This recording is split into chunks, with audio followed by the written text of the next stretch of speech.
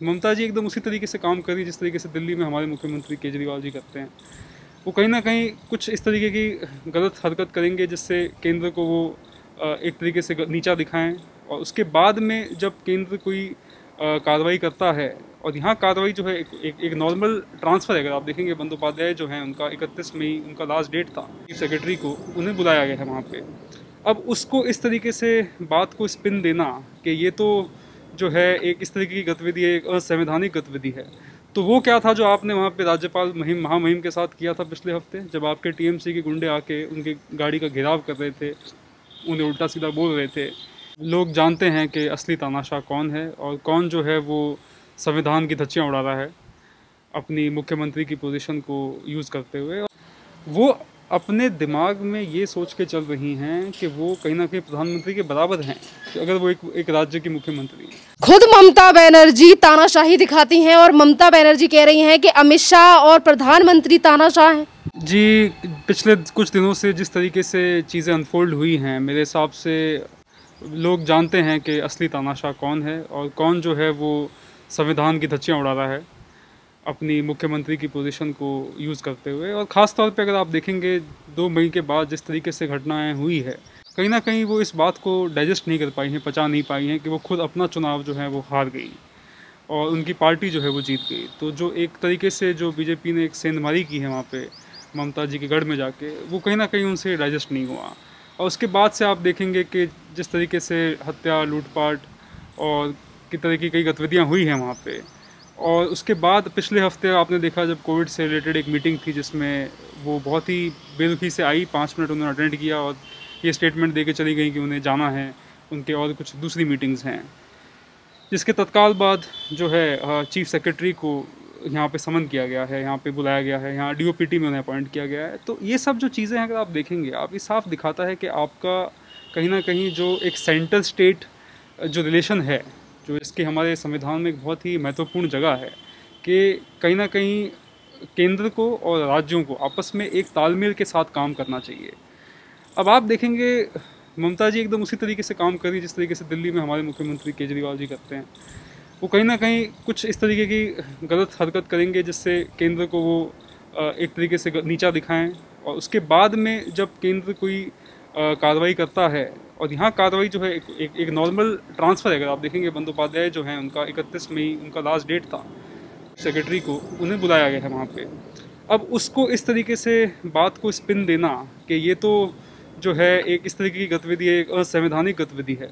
तो वो क्या था जो आपने वहाँ पे राज्यपाल महामहिम के साथ किया था पिछले हफ्ते, जब आपके टीएमसी के गुंडे आके उनकी गाड़ी का घेराव कर रहे थे, उन्हें उल्टा सीधा बोल रहे थे, जब वो साक्ष्य जो है उसको ढूंढने में लगे हुए थे क्या क्या हुआ है बंगाल में, अंदरूनी इलाकों में, मालदा में, इन सब इलाकों में। तो ये चीज़ दिखाती है कि आपका खुद का जो है एक केंद्र राज्य के आपस में परस्पर जो साथ में मिलकर काम करने की जो एक एक चीज़ है, एक जो अनुच्छेद है, उसके आपको बिल्कुल भी उसमें आपका विश्वास नहीं है, और ये आपकी संवैधानिक समझ के ऊपर सवाल उठाता है। यहाँ पर ममता बनर्जी और एक और डायलॉग मारती हैं कल के टाइम पे। पहले तो वो प्रधानमंत्री के लिए चिट्ठी लिखती हैं कि जो मुख्य सचिव थे उनके मुख्य सेक्रेटरी अल्पर बंदोपाध्याय के, जो हम उन्हें जाने नहीं दे सकते, हम उन्हें रिटायर नहीं कर सकते यहाँ से।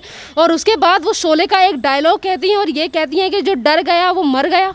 जी, सबसे पहली बात यह है कि ये संवैधानिक है या नहीं, इसका जो है फैसला है वो कोर्ट करेगी। उसका फैसला जो संविधान के बड़े बड़े जानकार हैं वो कर सकते हैं।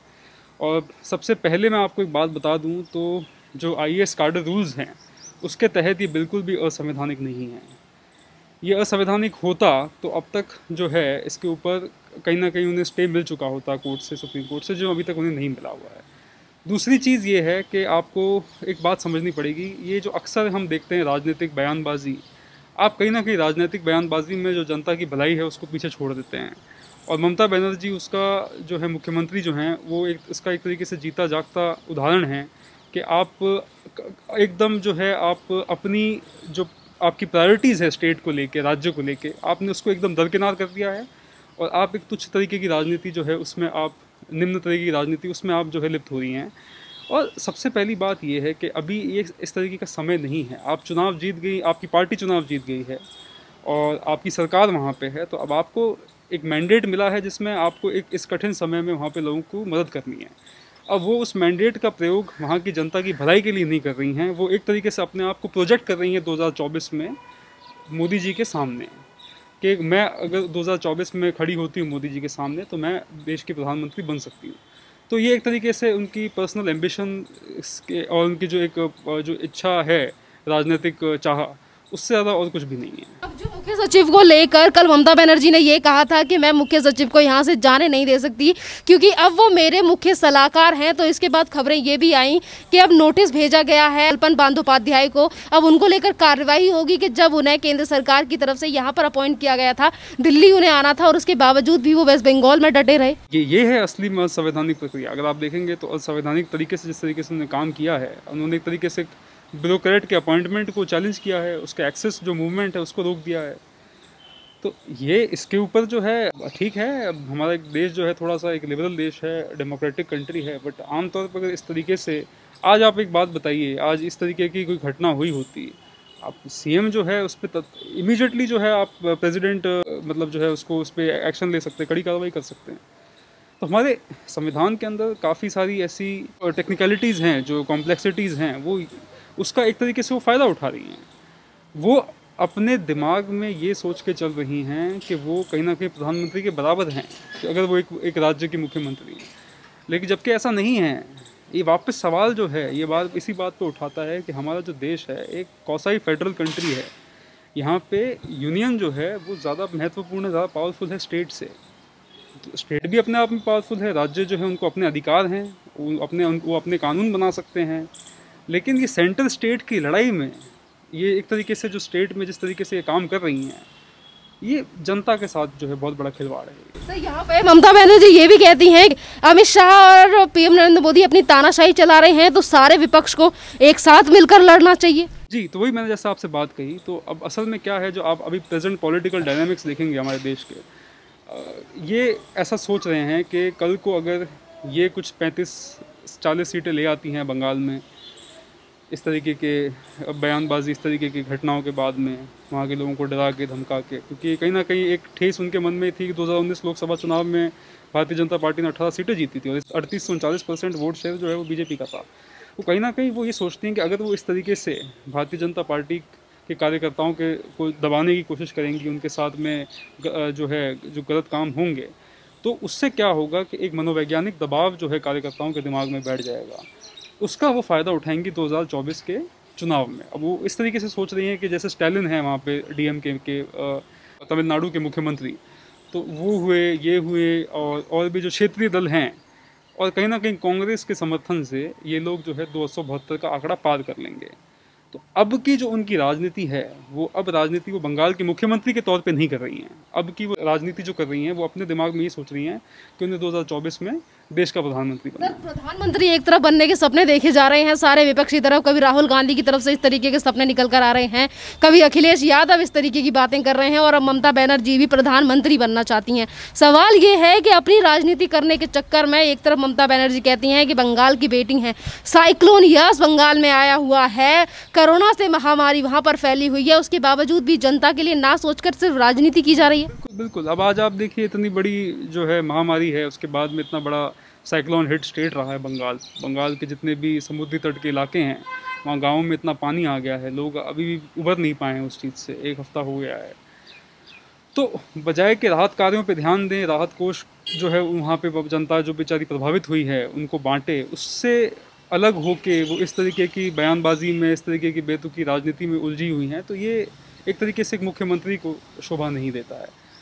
दूसरी बात जो आपने कही, अब ये बहुत महत्वपूर्ण है समझना कि जिस तरीके के अलायंस की ये लोग बात करते हैं, आपके समाजवादी पार्टी हुई, चाहे बहुजन समाजवादी पार्टी हुई, ये जितने भी क्षेत्रीय दल हैं, आपके झारखंड के मुख्यमंत्री हुए, बंगाल हुआ, तमिलनाडु हुआ, केरल हुआ, आपको ये राजनीति वापस उसी दौर में ले जाएगी जिस दौर से हमको मोदी जी ने उभारा था।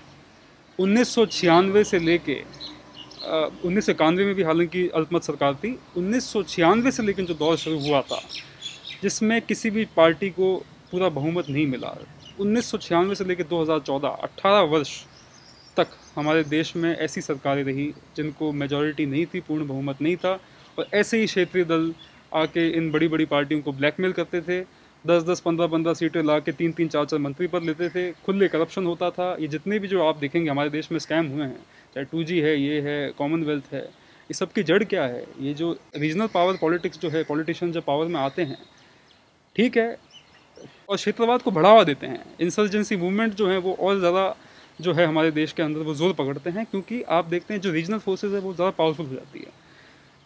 नरेंद्र मोदी जी की राजनीति क्या थी कि भाई इन लोगों को टैकल किया जाए, एक भारत श्रेष्ठ भारत की राजनीति को उन्होंने महत्व दिया था। लेकिन अगर आज इस तरीके से बयानबाजी करके, इस तरीके से अगर वो इस राजनीति को प्रचारित करती हैं, तो मैं ये कहना चाहूँगा हमारा देश वापस 20 वर्ष पीछे चला जाएगा। सर, ममता बनर्जी जिस तरीके की चीज़ें कर रही हैं, ममता बनर्जी और ममता बनर्जी के नेता तमाम बार इस बात का जिक्र करते हैं कि संविधान का उल्लंघन कर रही है केंद्र सरकार, लोकतंत्र की तरफ ध्यान नहीं दिया जा रहा। पर जिस तरीके से ममता बनर्जी को IAS के कैडर की तरफ से भी एक लेटर जाता है, नोटिस जाता है कि अल्पन बंदोपाध्याय को दिल्ली भेजा जाए, उसके बावजूद भी वो नहीं भेजती हैं। अपनी जिम्मेदारियां क्या नहीं है कुछ ममता बनर्जी की? और अगर हम कानूनी प्रक्रिया से देखें तो ममता बनर्जी के ऊपर कौन सा एक्शन लिया जा सकता है अब? कानूनी प्रक्रिया में वही है जैसा मैंने आपको बताया कि इस वक्त जो है कोई भी कार्रवाई कोई कर सकता है उनके ऊपर, तो वो यही है कि उनकी सरकार को बर्खास्त किया जाए। अब सरकार बर्खास्त करने के लिए जो है एक तरीके से बहुत से ग्राउंड्स चाहिए होते हैं, तो ये ग्राउंड उनमें से है। और भी काफ़ी सारी चीज़ें हैं, जैसा हमने देखा बंगाल में जो जनता के साथ हुआ, भारतीय जनता पार्टी के कार्यकर्ताओं के साथ, आम जन के साथ हुआ, तो ये कहीं ना कहीं उस दिशा में जा रहा है जहाँ पे एक ठोस फैसला राष्ट्रपति महोदय को करना पड़ेगा और यहाँ की सरकार को बर्खास्त करना पड़ेगा। तो सबसे जो चीज़ आपने सवाल पूछा उसका जवाब यही है कि इसमें सरकार बर्खास्त करने के अलावा और कोई चारा नहीं है। दूसरी चीज़ है, आप बार बार जो है केंद्र को आप एंटेगनाइज नहीं कर सकते हैं इस तरीके से। आप तो जो है एक विक्टिम कार्ड प्ले करने लग जाते हैं बार बार कि नहीं केंद्र जो है वो मेरे साथ ये कर रहा है, केंद्र जो है वो मेरे साथ ही कर रहा है। आप खुद क्या कर रहे हैं? जो आप कर रहे हैं वो थोड़ी संविधान के दायरे में आता है, वो भी तो गैर संवैधानिक है। आप इस तरीके से IAS जो है उसको आप अपॉइंटमेंट को रोक देते हैं। आज डिपार्टमेंट ऑफ पर्सनल ट्रेनिंग में उनका तबादला हुआ है। DOPT सबसे मुख्य जिसे कहते हैं एक बॉडी है, PMO के अंडर में आती है। जो कोई भी अपॉइंटमेंट होता है हमारे देश के अंदर किसी भी ब्यूरोक्रेट का या किसी भी पब्लिक सेक्टर बैंक में या किसी भी जगह पे, तो उसमें सबसे महत्वपूर्ण वो भूमिका की DOPT निभाती है। तो एक तरीके से आप DOPT अपॉइंटमेंट रोक के आप देश के अंदर जो भी हमारा एडमिनिस्ट्रेटिव काम चल रहा है उसको एक तरीके से आप ठप करने की कोशिश कर रही हैं। तो ये क्या संविधान के दायरे में आता है? मैं जनता से पूछना चाहता हूँ।